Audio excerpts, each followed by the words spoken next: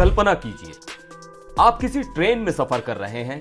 आपके पास दो ऑप्शंस हैं। एक ट्रेन सीधी, तेज और थोड़ी झटकों वाली जो आपको जल्दी पहुंचा देगी, और दूसरी ट्रेन आरामदायक, स्मूथ लेकिन धीमी जो ज्यादा वक्त लेगी। आप कौन सी ट्रेन चुनेंगे?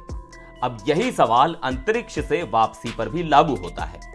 नासा के दो एस्ट्रोनॉट्स बुच विल्मोर और सुनीता विलियम्स स्पेस स्टेशन से वापसी कर रहे हैं, लेकिन उनका सफर 3.5 घंटे का नहीं बल्कि पूरे 17 घंटे लंबा होगा। अब सवाल उठता है कि रूस का सोयूज स्पेसक्राफ्ट तो आईएसएस से महज 3.5 घंटे में लौट आता है, फिर स्पेस एक्स के क्रू ड्रैगन को इतनी देर क्यों लगती है? क्या यह टेक्नोलॉजी की कोई कमी है या फिर कोई बड़ा वैज्ञानिक कारण है? यह कोई मामूली अंतर नहीं है, बल्कि 5 गुना ज्यादा वक्त। इस वीडियो में हम आपको इस पूरे अंतरिक्ष मिशन की डिटेल देंगे। आईएसएस से निकलने की प्रक्रिया, धरती पर लौटने का फिजिक्स, स्पेसएक्स और सोयूज के बीच का अंतर, और सबसे बड़ा सवाल, क्या नासा ने गलत कैलकुलेशन की या फिर स्पेसएक्स के क्रू ड्रैगन का ये लंबा सफर उसकी सबसे बड़ी ताकत है? नमस्कार, मैं हूं सिद्धार्थ प्रकाश और आज हम आपको लेकर चल रहे हैं अंतरिक्ष की उस रहस्यमयी जर्नी पर जो सिर्फ स्पेस टेक्नोलॉजी ही नहीं बल्कि सेफ्टी, साइंस और अंतरिक्ष यात्रा की पूरी रणनीति को भी समझने का मौका देती है। स्पेस एक्स का क्रू ड्रैगन अंतरराष्ट्रीय अंतरिक्ष स्टेशन से अनडॉक होकर रवाना हो चुका है। इसमें सुनीता विलियम्स और उनके साथी बुच विल्मोर बैठे हैं, जिन्हें धरती पहुंचने में 17 घंटे लगेंगे। लेकिन यहां एक दिलचस्प चीज है कि रूस का सोयूज स्पेसक्राफ्ट भी आईएसएस से धरती पर लौटता है, लेकिन उसे सिर्फ 3.5 घंटे लगते हैं। अब आप सोच रहे होंगे, जब एक स्पेसक्राफ्ट सिर्फ 3.5 घंटे में घर आ सकता है तो स्पेस एक्स का क्रू ड्रैगन 17 घंटे क्यों ले रहा है? क्या स्पेस एक्स की टेक्नोलॉजी स्लो है या फिर नासा और स्पेस एक्स किसी और वजह से इतना लंबा रास्ता तय कर रहे हैं? इसका जवाब बहुत मजेदार और साइंटिफिक है, तो आइए इसे डिटेल में समझते हैं। अब सबसे पहले यह समझना जरूरी है कि आईएसएस से धरती तक लौटने का प्रोसेस कैसे काम करता है। आईएसएस यानी इंटरनेशनल स्पेस स्टेशन धरती से लगभग 420 किलोमीटर ऊपर एक निश्चित ऑर्बिट में घूम रहा है। इसकी स्पीड करीब 28,000 किलोमीटर प्रति घंटा है। मतलब ये कि कोई भी एस्ट्रोनॉट जब अंतरिक्ष से लौटता है तो उसे सीधे धरती पर नहीं गिराया जा सकता।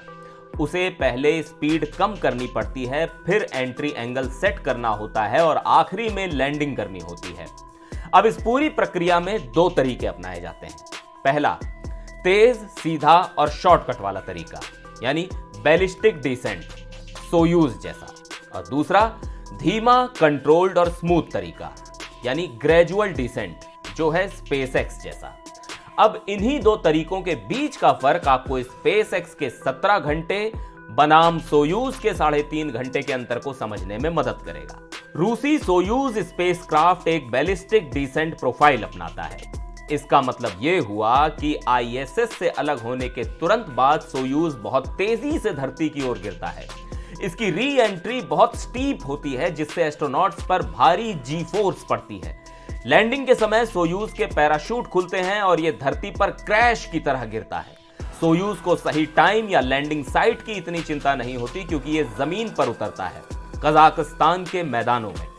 अब इस तरीके में सबसे बड़ा फायदा यह है कि स्पेसक्राफ्ट बहुत जल्दी लौट आता है, लेकिन दिक्कत यह है कि सोयूज का यह तरीका एस्ट्रोनॉट्स के शरीर पर बहुत प्रेशर डालता है। इसमें जी फोर्स करीब 4 से 5 गुना तक बढ़ जाती है, जिससे शरीर पर काफी असर पड़ता है। लैंडिंग बहुत हार्ड होती है, जिससे एस्ट्रोनॉट्स को झटके लगते हैं। अब भले ही यह तरीका 3.5 घंटे में एस्ट्रोनॉट्स को धरती पर वापस ले आता है, लेकिन यह थोड़ा रिस्की और असहज होता है। अब बात करते हैं स्पेसएक्स के स्लो बट सेफ तरीके की। तो इसमें पहला स्टेप है आईएसएस से अलग होना। जैसे ही यह स्पेसक्राफ्ट स्टेशन से निकलता है, इसे अपनी स्पीड को कंट्रोल करना होता है। आईएसएस इतनी तेज चल रहा है कि अगर आप सीधे नीचे कूद जाएं तो आप धरती पर नहीं बल्कि अंतरिक्ष में कहीं और चले जाएंगे। इसलिए ड्रैगन को एक खास डी ऑर्बिट बर्न करना पड़ता है। यह क्या होता है? आसान भाषा में कहें तो गाड़ी के इंजन थोड़ी देर के लिए ऑन होते हैं, जिससे उसकी स्पीड कम हो और वो धरती की तरफ आने लगे। लेकिन ये इतना आसान नहीं। ड्रैगन को सही टाइम पर सही एंगल से धरती के वायुमंडल में घुसना होता है। अगर एंगल गलत हुआ तो या तो वो जलकर राख हो जाएगा या फिर वापस अंतरिक्ष में उछल जाएगा। और ये सही टाइम कब आता है? जब स्पेस क्राफ्ट फ्लोरिडा के ऊपर से गुजर रहा हो, जहां समुद्र में लैंडिंग की जगह फिक्स है। अब धरती तो अपनी रफ्तार से घूम रही है ना, तो ड्रैगन को सही मौके का इंतजार करना पड़ता है। इस इंतजार में कई बार घंटों लग जाते हैं। फिर आता है वायुमंडल में घुसने का समय। जैसे ही ड्रैगन हवा से टकराता है, बाहर का तापमान हजारों डिग्री तक बढ़ जाता है, लेकिन अंदर बैठे एस्ट्रोनॉट्स को कुछ नहीं होता, क्योंकि स्पेस क्राफ्ट की ढाल इसे बचा लेती है।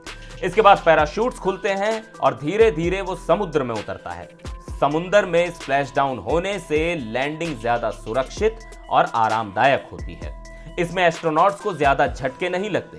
स्पेसएक्स की टीम फिर जहाज से इन्हें निकालती है और हेलीकॉप्टर से ह्यूस्टन ले जाती है। तो सोयूज और ड्रैगन के बीच का फर्क अगर बहुत आसान भाषा में समझाऊं तो सोयूज एक मोटर बाइक की तरह है, तेज लेकिन हिलने डुलने वाली, और ड्रैगन एक लग्जरी कार की तरह जो आराम से आपको घर छोड़ देता है। तो ड्रैगन और सोयूज के बीच असली अंतर है तरीके और मकसद में। स्पेसएक्स की ड्रैगन को सेफ्टी, कंफर्ट और सही लैंडिंग साइट पर फोकस करना पड़ता है। समुद्र में उतरने की वजह से मौसम, लहरें और रिकवरी शिप का इंतजार करना पड़ता है। अगर मौसम खराब हो तो ऑर्बिट में थोड़ा और चक्कर लगाया जा सकता है। दूसरी तरफ सोयूज का टारगेट है तेजी और सादगी। वो सीधे नीचे आता है और जमीन पर लैंड कर जाता है। एक और मजेदार बात, ड्रैगन को बार बार इस्तेमाल करने के लिए डिजाइन किया गया है, इसलिए उसके हर स्टेप में सावधानी बरती जाती है। सोयूज का फोकस सिर्फ मिशन पूरा करने पर है। तो अगर आपको जल्दी घर पहुंचना है और थोड़ी तकलीफ सह सकते हैं तो सोयूज बढ़िया है, और अगर आपको आरामदायक और सेफ जर्नी चाहिए तो स्पेसएक्स ड्रैगन बेहतर है। अगर आपको मौका मिले तो कौन सा स्पेसक्राफ्ट चुनेंगे, सोयूज या स्पेसएक्स? कमेंट में जरूर बताइए। वीडियो पसंद आया हो तो लाइक, शेयर और सब्सक्राइब करना ना भूलें। फिर मिलेंगे एक और वीडियो में, तब तक के लिए नमस्कार।